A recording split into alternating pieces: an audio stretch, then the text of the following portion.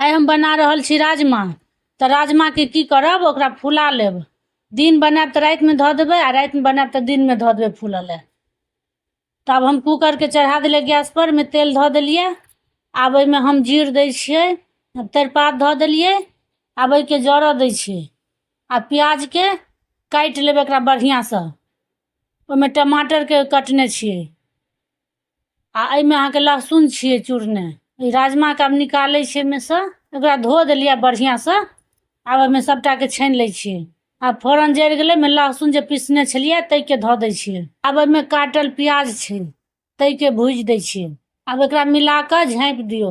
इम्हर आदा मिरचाई के हम ताबेत एमे पीस दै छियै। ई हरियर मिरचाई छै, मार धो देलिए। एकरा बढ़िया से पीस लेब। अब इम्हर प्याज भुजा गेल। आब एमे टमाटर धो दै छियै, ओहो के कनी देर भूज देबै। आब एमे राजमा के धो दै छियै, एकरा मिला देबै।